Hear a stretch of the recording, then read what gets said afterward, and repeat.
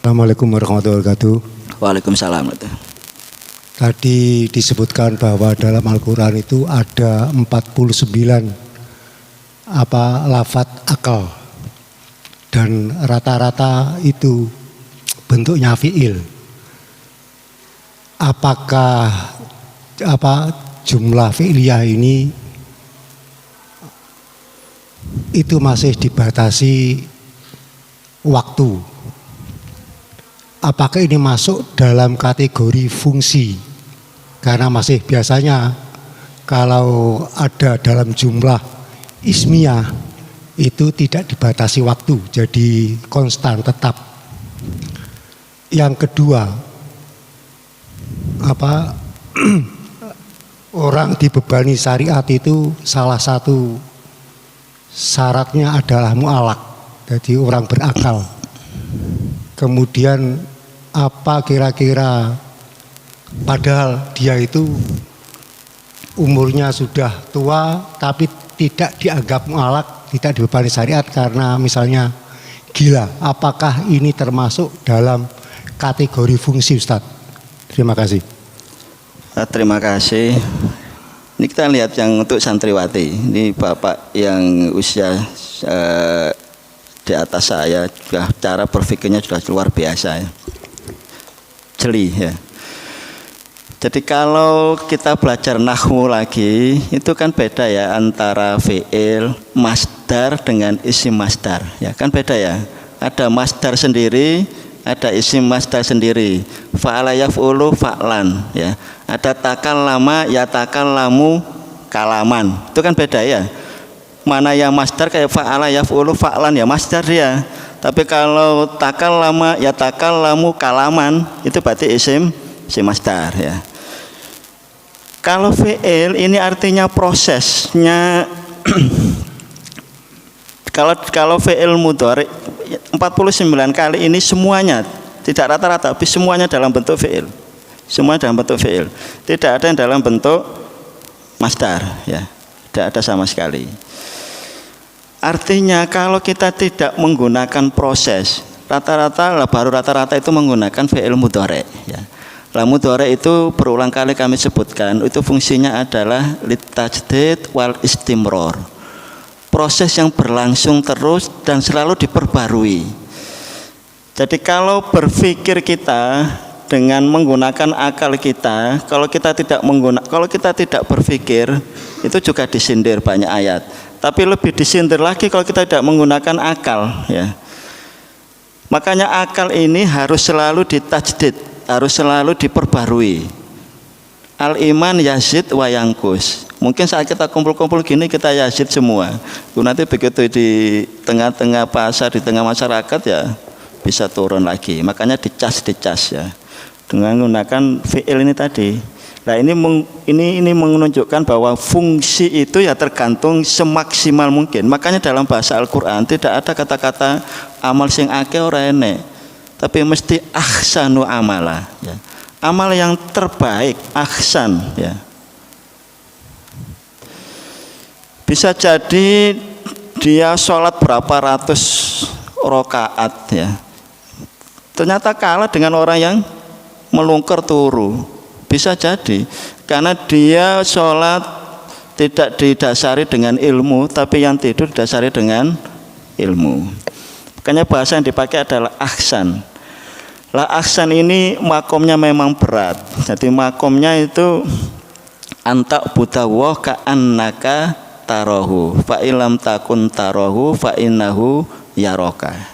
Jadi dua makom di sini. Antak budawah ka'annaka tarahu, berarti makom musyahadah.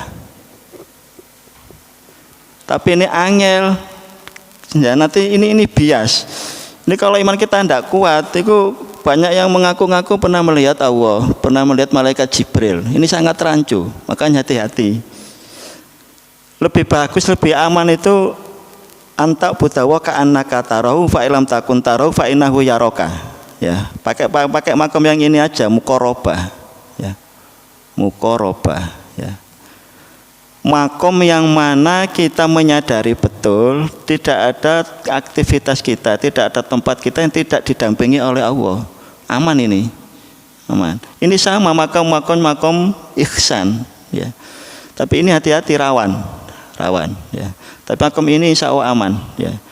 Jadi bagaimana kita aktivitas kehidupan kita kemanapun kita selalu didampingi, kita diawasi, sehingga akan tertuntunlah jalan kita sepanjang hari. Makanya Rasulullah SAW itu satu-satunya manusia yang matanya terpejam tapi kolbunya tidak tidur, ya. Matanya terpejam tapi kolbunya tidak tidur, karena ya makomnya ini, ya. Yang kedua tadi, oh ya, jadi saat makanya salah satu maqasidus syariah, ya, tadi maqasidus syariah tujuan syariat itu yang pertama adalah khifduddin, yang kedua adalah khifdun nafas, yang kedua adalah khifdul akal, khifdul mal, yang terakhir khifdun nasl. Nah, jadi memang tujuan syariatnya yang menjaga akal ini. Kalau akal kita sudah hilang, ya sudahlah, tercabut dari taklif. Jadi kapan kita tidur, ya kita sudah masuk mukallaf. Kapan ingatan kita juga hilang, juga kita tidak masuk dalam taklif. Jadi banyak kisah bahwa orang-orang yang soleh itu rata-rata tidak ada yang mengalami kepikunan. Rata-rata mereka hanya mengalami kemunduran fisik.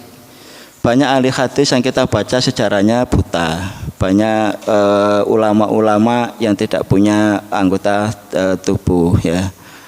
Tetapi tidak ada yang kehilangan akal, ya. Karena prinsipnya memang dia ini tadi maqasidus syariah.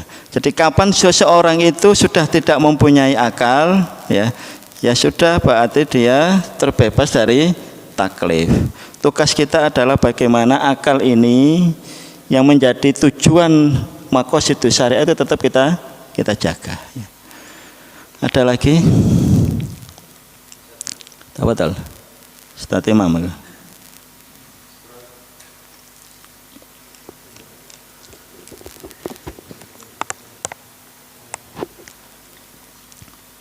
Cek satu. Baik, syukron Ustaz atas waktunya. Terima kasih atas ilmunya yang disampaikan pada kesempatan pagi ini, sangat luar biasa. Mau bertanya untuk pendalaman. Tadi beliau panjenengan menerangkan bahwasanya akal secara fisik itu disebut dengan mukh, Ustaz, ya, otak, ya.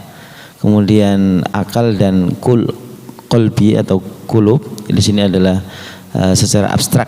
Artinya seperti dia hanya istilah, tapi fisiknya ya mukh itu, Ustaz, berarti, ya. Kalau dari keterangan yang saya tangkap tadi lah, bahwasanya otak secara fisik itu adalah mukh, sedangkan akal sama al-qalbu di sini adalah secara abstraknya.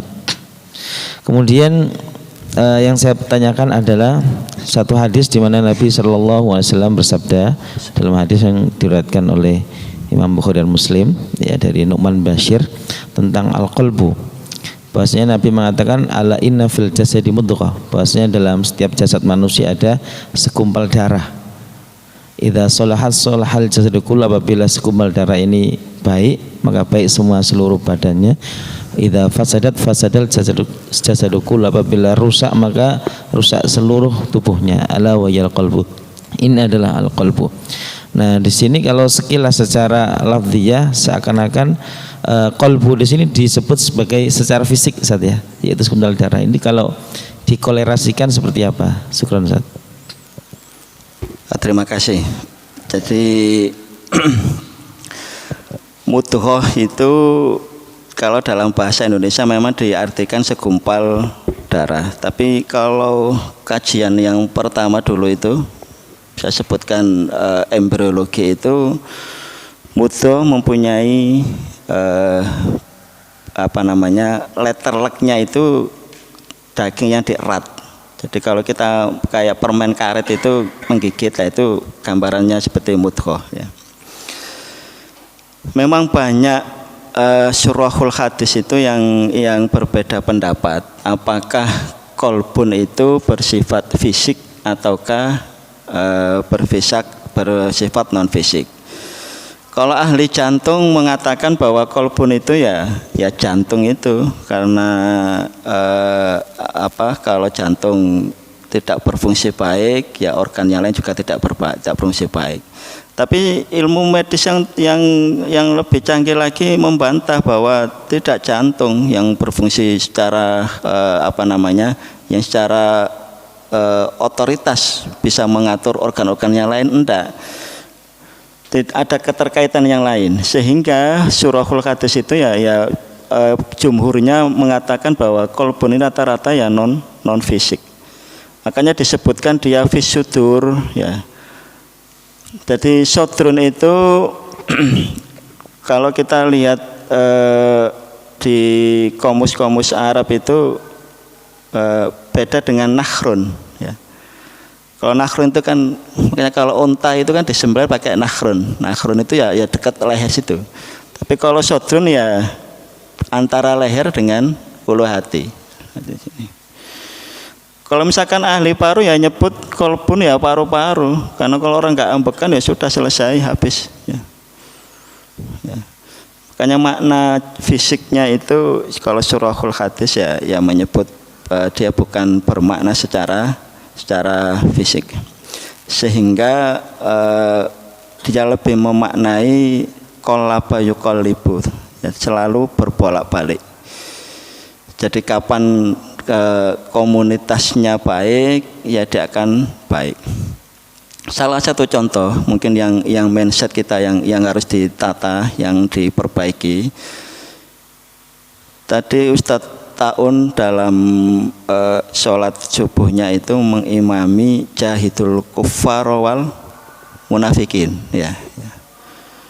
Coba dibaca sejarah. Pernah ndak Rasulullah itu memerangi secara fisik orang-orang munafik?